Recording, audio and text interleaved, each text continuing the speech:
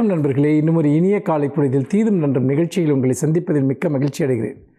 இது கலைஞரனுடைய நூற்றாண்டு. கலைஞரனுடைய வாழ்வையும் வரலாற்றையும் நாம் ஒவ்வொரு நாளும் இந்த நிகழ்ச்சியில் கடந்த ஓராண்டாக பேசி வருகிறோம். அந்த வகையில் கலைஞர் அவர் ஆட்சியாளராகவும் கட்சி தலைவராகவும் ஒரு எழுத்தாளராகவும் சிந்தனையாளராகவும் அவர் ஆற்றிய பங்களிப்புகளை பற்றி பற்பல நிகழ்வுகளையும் சரித்திர சாதனைகளையும் நாம் இந்த நிகழ்ச்சியில் பேசியிருக்கிறோம். இன்று நாம் கலைஞரனுடைய நூற்றாண்டு நிறைவை நெருங்கி கொண்டிருக்கிறோம். இந்த சமயத்தில் அவருடைய சாதனைகள் இன்றளவிற்கும் தமிழ்நாட்டினுடைய முகத்தை மாற்றியமைத்ததாக, தமிழ்நாட்டிற்கு ஒரு நவீன அடையாளத்தை வழங்கியவையாக இருக்கின்றன என்பதை நாம் பார்க்கிறோம். அப்படி பார்க்கிற போது நாம் கலைஞரனுடைய அந்த 2006ஆம் ஆண்டு முதல் 2011ஆம் ஆண்டு வரையிலான கலைஞரனுடைய ஆட்சியின் சாதனைகளை பற்றி விரிவாக கடந்த சில நாட்களாக நாம் பேசிக்கொண்டிருக்கிறோம். அந்த வகையில் நாம் மிக முக்கியமாக கலைஞர் கொண்டு வந்த சுகாதாரம் சார்ந்த திட்டங்கள், கல்வியில் அவர் ஏற்படுத்திய புரட்சி, தொழில் புரட்சி, இப்படி பல விஷயங்களை பற்றி பேசினோம். வேளாண் கடன்களை தள்ளுபடி செய்தது, வண்ண தொலைக்காட்சி பெட்டி வழங்கியது, இப்படியெல்லாம் ஒரு ஆட்சி காலத்தில் யாரும் நினைத்து பார்க்க முடியாத அளவிற்கு பற்பல சாதனைகளை கலைஞர் நிகழ்த்தினார். கலைஞரனுடைய அரசியலில் எப்பொழுதுமே அது ஒரு அடிநாதமாக இருக்கக்கூடியது, எல்லாவற்றையும் இணைக்கக்கூடிய ஒன்று. அவர் தமிழுக்கும் அறிவுக்கும் கொடுத்த முக்கியத்துவம் என்பது, அறிவு சார்ந்த ஒரு இயக்கத்தை அவர் எப்படி முன்னெடுத்தார், தமிழ் சார்ந்த இயக்கத்தை எப்படி முன்னெடுத்தார் என்பதற்கு பற்பல சான்றுகள் இருக்கின்றன. அப்போது 2010ஆம் ஆண்டில் நடந்த செம்மொழி மாநாடு, இது தமிழுக்கு ஒரு மிகப்பெரிய உயர்வை அளித்த ஒரு மாநாடாக அது இருந்தது. தமிழுக்கு கலைஞர்தான் செம்மொழி அந்தஸ்தை பெற்றுத்தந்தார் என்பது நமக்கு நன்றாக தெரியும். அது 2004ஆம் ஆண்டு அவர் அந்த தமிழனுடைய செம்மொழி அந்தஸ்தை அவர் அதிகாரபூர்வமாக ஆக்கியதுடன் அதனுடைய உண்மையான ஒரு இடத்தை, தமிழினுடைய உண்மையான இடத்தை உலகெங்கும் நிறுவுவதற்காக கோவையில் கலைஞர் நடத்திய செம்மொழி மாநாடு என்பது இன்றளவும் நினைக்கப்படுகிற ஒன்றாக இருக்கிறது. உலகத்திலிருந்து பல பகுதிகளிலிருந்து வந்த அறிஞர்கள் தமிழினுடைய செம்மொழி அந்தஸ்தை நிறுவி காட்டினார்கள். அது ஒரு மிகப்பெரிய அளவிற்கு தமிழ் தன் இத்தகைய ஒரு பாரம்பரியத்தை கொண்டதாக இருந்தது என்பதை நாம் நினைத்து பார்ப்பதற்கு அது பெரிதும் உதவியது. கலைஞர் உருவாக்கிய ஒரு மற்றொரு மகத்தான சாதனை என்பது அது சென்னையில் அண்ணா நூற்றாண்டு நூலகம். சென்னையில் அண்ணா நூற்றாண்டு நூலகம் இன்றைக்கும் தமிழ்நாட்டினுடைய ஒரு மிகப்பெரிய கலாச்சார அடையாளமாக, பண்பாட்டு அடையாளமாக திகழ்ந்து கொண்டிருக்கிறது என்பதை நாம் பார்க்கிறோம். இந்த கலாச்சார அடையாளம் என்பது பல்வேறு விதங்களில் இன்று தமிழர்கள் பெருமைப்படத்தக்க ஒன்றாக, தெற்காசியாவினுடைய மிகப்பெரிய நூலகங்களில் ஒன்றாக கலைஞர் இந்த அண்ணா நூற்றாண்டு நூலகத்தை உருவாக்கினார். இந்த நூலகம் என்பது அது தொடங்கப்படுகிற போதே 5 லட்சம் புத்தகங்களுடன் தொடங்கப்பட்டது. 7 தளங்களில் பல்வேறு விதமான ஒரு நூல்களை கொண்டதாக, பல மொழி படைப்புகள், அதே போல் பார்வையற்றவர்களுக்கான படிக்கும் பிரிவு, குழந்தைகள் பிரிவு, ஆராய்ச்சி மாணவர்களுக்கான பிரிவுகள், இப்படியாக பல்வேறு விதமான பன்னோக்குத்தன்மை கொண்டதாக மிக பிரம்மாண்டமாக அந்த நூலகம் அப்பொழுது 164 கோடி ரூபாய் செலவில் உருவாக்கப்பட்டது. அது இன்றைக்கு தமிழ்நாட்டினுடைய பெரும் கலாச்சார மையமாக மாறியிருக்கிறது. அது கலைஞரனுடைய வாழ்நாள் சாதனைகளில் ஒன்றாக இன்றளவிற்கும் அந்த அண்ணா நூற்றாண்டு நூலகம் மதிப்பிடப்படுகிறது என்று சொன்னால் அது கலைஞர் கண்ட மகத்தான கனவுகளில் அதுவும் ஒரு கனவு. அந்த கனவு இன்று சென்னையில் அது வான் நோக்கி நிமிர்ந்து நிற்பதை நாம் பார்க்கிறோம். கலைஞரனுடைய சாதனைகள் அதற்கு பின்னால் வந்த ஆட்சியாளர்களால் எப்படி கையாளப்பட்டன என்பதையும் சேர்த்து பார்ப்போம். வரும் நாட்களில் நாம் அதை பற்றி பேசுவோம்.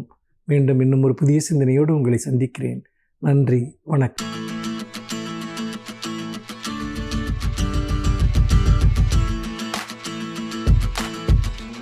இன்று ஆலோசனை நேரத்தில் ஹைப்பர் டென்ஷன், அதாவது உயர் இரத்த அழுத்தம், அதை பற்றி சில குறிப்புகளை சொல்கிறதுக்காக வந்திருக்கேன். இப்போ ஹைப்பர் டென்ஷன் என்றால் என்ன, இல்லை உயர் இரத்த அழுத்தம் என்றால் என்ன என்று பார்த்தீங்கன்னா, நம்ம உடம்பில் ஹார்ட்டிலிருந்து வெளியேறக்கூடிய ரத்தம் இந்த இரத்த குழாயில் ஒரு பர்டிகுலர் லெவலில் இருக்கணும். அதாவது 120/80, அது 120/80 அப்படின்றது தான் சிஸ்டாலிக்கும் டயஸ்டாலிக்கும் இருக்கணும். இதுதான் நார்மல் பிளட் ப்ரெஷர். இதுக்கு அதிகமாக போனால் அது உயர் இரத்த அழுத்தம் என்று சொல்லப்படுகிறது. இப்போ பொதுவாக 120/80 என்றது நார்மல். 120லேருந்து 140 வரைக்கும் சிஸ்டாலிக்கும், 190லேருந்து டயஸ்டாலிக் 90 வரை டயஸ்டாலிக்கும் பார்த்திங்கன்னா அதிகமாக இருந்தால் அது ஹை நார்மல் என்று அழைக்கப்படுகிறது. இதே 140க்கு மேலே இருந்தால் அது பேர் வந்து பார்த்திங்கன்னா இப்போ ஃப்ராங்க் ஹைப்பர் டென்ஷன் என்று சொல்கிறார்கள். அப்படி இல்லைன்னா கிரேட் 1. 160க்கு மேலே இருந்தால் கிரேட் 2. ஸோ இதைத்தான் வந்து பார்த்திங்கன்னா உயர் ரத்த அழுத்தம். இது எதனால் வருகிறது? ஃபஸ்ட்டு டயபெட்டிஸ், அதுதான் முதல் காரணம். சுகர் இருந்தால் அவர்களுக்கு உயர் ரத்த அழுத்தம் வரக்கூடும்.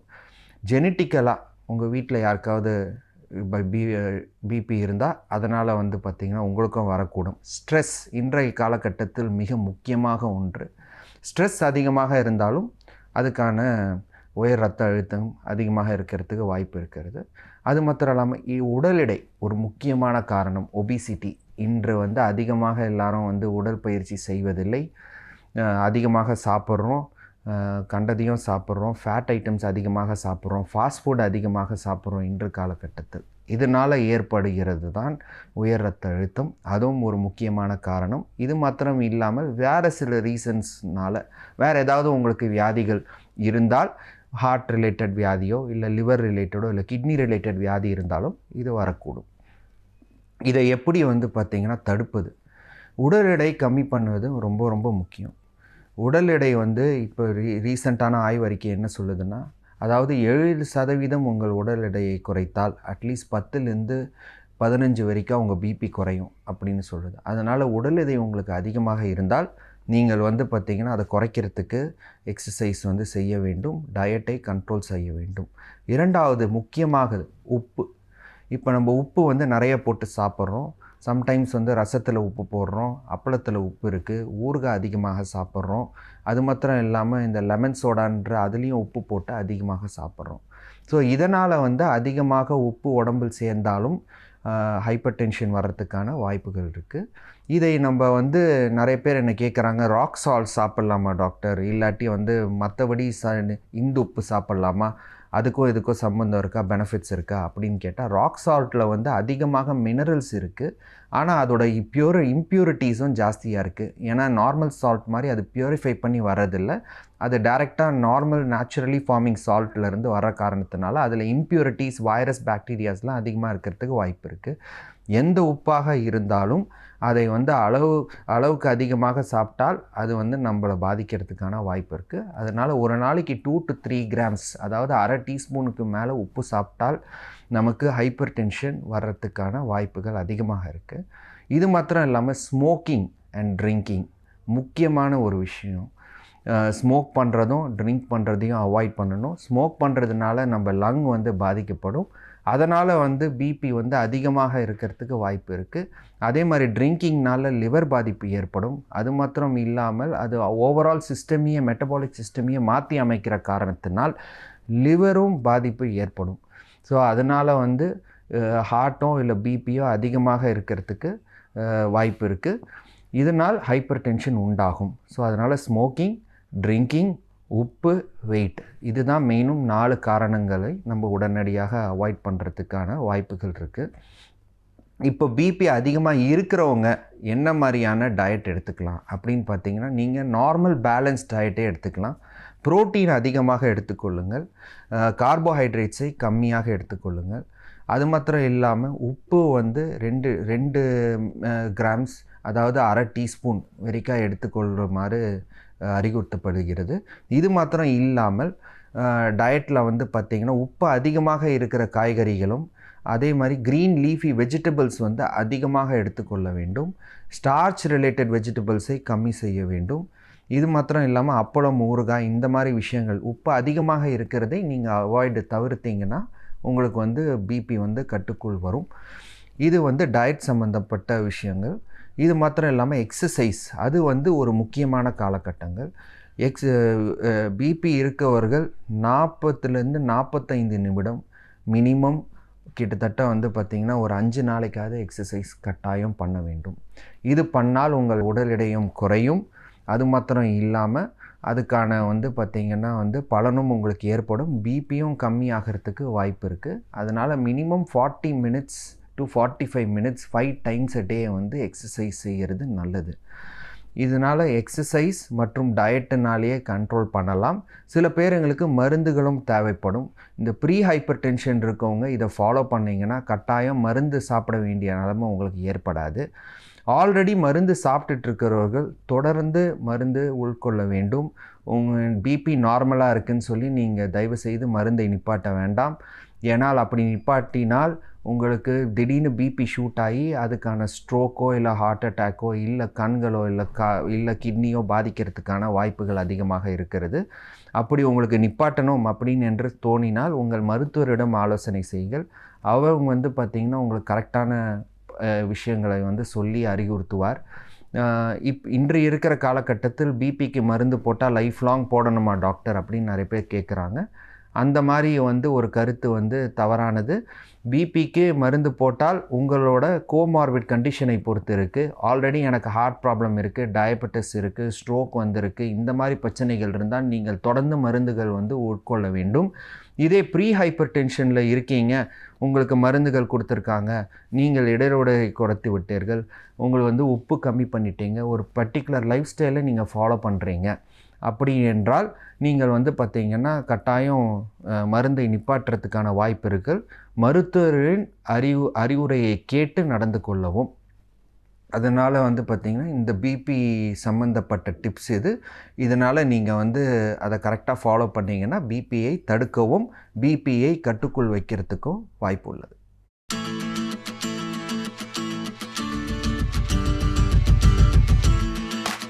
அனைவருக்கும் என் அன்பு வணக்கம். மே 6ஆம் நாளுக்கு ஒரு சிறப்பு உண்டு.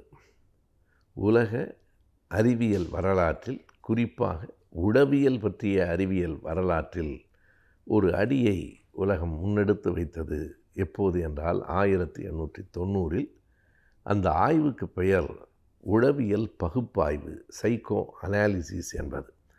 அதனை கண்டுபிடித்த ஒருவர், அவருடைய பெயர், அந்த விஞ்ஞானியின் பெயர் சிக்மண்ட் ஃப்ராய்ட் என்பது. அவர் பிறந்த நாள் இந்த மே மாதம் 6ஆம் தேதி 1856ஆவது ஆண்டு. அவர்தான் இந்த மனம் பற்றிய பல ஆய்வுகளை மேற்கொண்டார். இப்போதும் கூட மனம் பற்றிய ஆய்வுகள் பல்வேறு நாடுகளில் பல்வேறு விஞ்ஞானிகளால் உட்படுத்தப்பட்டு கொண்டே இருக்கின்றன. ஏனென்றால் நம்முடைய உடலையே இந்த மனம் பாதிக்கிறது. நீங்கள் இந்த உணவு நமக்கு ஒத்து வராதோ, தெரியாமல் உண்டு விட்டோம், இது ஏதும் கேடு செய்யுமோ என்கிற கவலை இருந்தால் கண்டிப்பாய் கேடு செய்யும். எந்த ஒன்றையும் மனம் தீர்மானிக்கிறது. ஆங்கிலத்தில் சொல்வார்கள் மைண்ட் இஸ் எவ்ரிதிங். இந்த மனம்தான் எல்லாமே. மனம் என்பது எங்கே இருக்கிறது என்று அடுத்த கேள்வி கேட்டால் யாருக்கும் தெரியாது. Mind is everything. Where is mind? Mind என்பது எங்கே இருக்கிறது? மனசாட்சியை பற்றி சொல்லுகிற போது நாம் பல நேரங்களில் நம் இதயத்தில் கை வைத்து என் மனசாட்சிக்கு பொதுவாக என்று தான் சொல்லுகிறார்கள். அங்கே ஒரு மனசாட்சியும் இல்லை, மனமே இல்லை, அங்கே இதயம்தான் இருக்கிறது. அப்படியானால் மனம் என்பது என்ன? 2-3 விடைகள் சொல்லப்படுகின்றன. அது அப்படி எதுவும் இல்லை. அப்படி சொல்லப்படுகிறது என்பது ஒரு விடை. அது உடல் முழுவதும் வியாபித்திருக்கிற ஒரு உணர்வு என்று சிலர் சொல்கிறார்கள். இல்லை, விஞ்ஞானிகளை கேட்டால் மனம் என்று தனியாக ஒன்று இல்லை, அது மூளையின் ஒரு பகுதி, அவ்வளவுதான். மூளைக்கு பல வேலைகள் இருக்கின்றன. அதில் ஒரு பகுதி இப்படி எண்ணுவது, சிந்திப்பது, கருதுவது, நாம கற்பனை செய்து கொள்வது எல்லாம் அந்த மனத்தின் வேலை. இந்த மனம் பற்றிய பகுப்பு ஆய்வு, சைக்கோ அனாலிசிஸ் என்பதை முதலாக இந்த உலகத்துக்கு தந்தவர் சிக்மண்ட் ஃப்ராய்டு தான். ஆஸ்திரியா நாட்டை சார்ந்த ஒரு விஞ்ஞானி. அவருடைய கண்டுபிடிப்புகளில் சுருக்கமாக நாம் இப்படி சொல்லலாம். நாம் பொதுவாக இந்த மனம் என்பதை பற்றி பேசுகிறோம். அவர் வேறு 2 மனங்களையும் சேர்த்து சொன்னார். அதாவது நினைவிலி மனம் என்று ஒன்றை சொன்னார், அன்கான்ஷியஸ் மைண்ட். இன்னொன்று அரை நினைவிலி மனம், சப்கான்ஷியஸ் மைண்ட். மைண்ட் என்பது, மனம் என்பது 3 வகைப்பட்டது. ஒன்று இயல்பான அந்த உரிய நினைவுகளோடு சிந்திப்பது, நமக்கே தெரியாமல் நினைவற்ற நிலையில் நாம் சிந்திப்பது, ஒரு அரை நினைவில் நமக்கு புரிவது என்று 3 இருக்கிறது என்று சொன்னார். இது இன்றைக்கு வழக்கில் பலராலும் பேசப்படுகிறது. ஆங்கிலத்தில் அந்த சொற்கள் பயன்படுகின்றன. நாம் ரொம்ப அன்கான்ஷியஸாக பேசுகிறான் என்று சொன்னால் உணர்ந்து பேசவில்லை. நாம் இதை பேசுகிறோம் என்கிற எண்ணத்தில் பேசவில்லை. இப்படி பேச வேண்டும் என்று முடிவு செய்து பேசவில்லை. நினைவிலி மனத்திலிருந்து பேசுகிறான். ஏதோ அவனுக்கு அந்த நினைவே இல்லாமல் பேசி கொண்டிருக்கிறான் என்று நாம் சொல்லுகிறோம். 2க்கும் இடையில் மிகுந்த நினைவோடு கவனத்தோடு பேசுவது, நினைவில்லாமல் பேசுவது, இரண்டுக்கும் இடையில் இருக்கிற ஒரு மனம் என்பதையும் அவர்தான் சொன்னார். அதற்கு அவர் ஒரு பெயர் வைத்தார், சப்கான்ஷியஸ்னஸ் என்று சொன்னார். அது ஒரு உள் மனம் என்று சொல்லலாம். நமக்கே தெரியாது. ஒரு உள் மனத்தில் சில ஆசைகள், சில கோபங்கள் படிந்திருக்கலாம். அதனுடைய வெளிப்பாடு தான் பிற்காலத்தில் வேறு மாதிரியாக இருக்கும். அதற்கு அவர் பயன்படுத்திய அந்த லத்தீன் மொழி சொல் ஈடன் லிபிடோ என்பது. இவையெல்லாம் அறிவியல் சார்ந்த செய்திகள். ஈடன் லிபிடோ என்றால், ஈடு என்பது உள்ளே பதிந்து கிடக்கிற அந்த உணர்வு, லிபிடோ என்றால் அதனுடைய கடுமையான வெளிப்பாடு.